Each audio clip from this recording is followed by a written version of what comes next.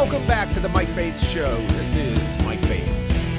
So during the sham impeachment trial, the House managers repeatedly blamed Donald Trump for the death of Officer Brian Sicknick.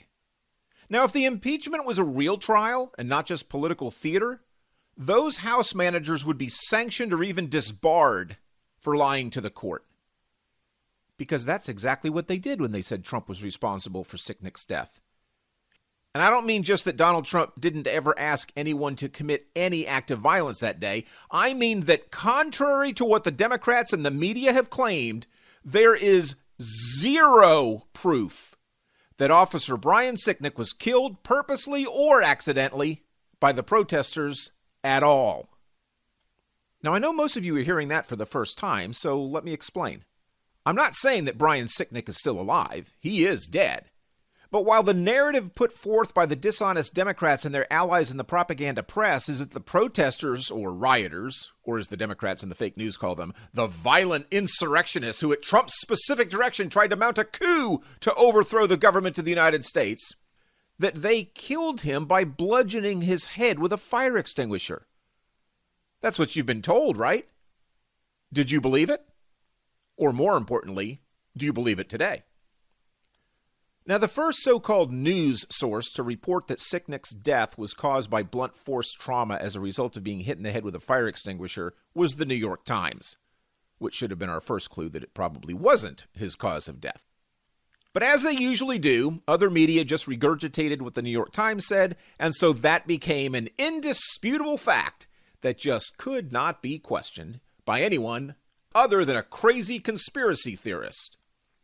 But the video showing a fire extinguisher bounce and hit a police officer in either the shoulder or helmeted head, or maybe both, it's a little unclear, that video's not of Officer Sicknick.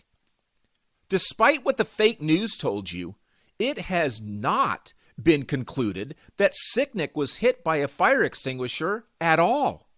In fact, investigators have not even determined his cause of death at all. What is known is that he returned to the police station and texted his brother hours after the Capitol was cleared.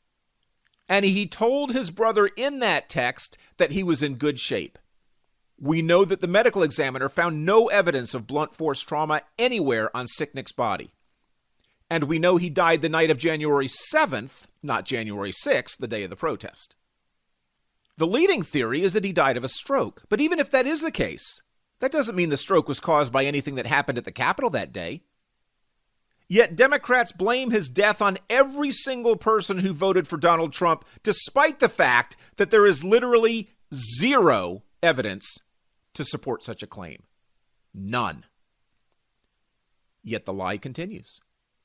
And even if the cause of death is one day determined with certainty to be the result of natural causes and completely unrelated to his duties as a police officer that day, most people will never hear that and will forever believe that he was killed by Trump supporters. Now, I know some of you are so invested in believing the false narrative that you don't believe me, so I challenge you to confirm it. Go look up Sicknick's cause of death yourself. You can look it up, but you can't find it because it doesn't exist. But go try anyway. At the very least, you'll realize you've been lied to by the Democrat politicians and their allied activists posing as journalists in the propaganda press. And that knowledge has value too. The fake news has been telling us 5 people were killed during the protest that day. And that is false. 5 people died during the protest that day, if we include Officer Sicknick, who actually died the day after. But the only person actually known to have been killed was the 35-year-old Air Force veteran Ashley Babbitt. And she was shot to death by a Capitol police officer in a very questionable shooting. Not that it's been questioned by anyone in authority. They seem perfectly fine with it. But when viewed objectively under use of force policy guidelines, the circumstances almost certainly did not justify the use of deadly force against her. So who else died that day? 55-year-old Kevin Greeson, 50-year-old Benjamin Phillips, and 34-year-old Roseanne Boyland. They also died that day. Who killed them? Well, Greeson had a heart attack not in the Capitol building. Phillips suffered a stroke, also not in the Capitol building.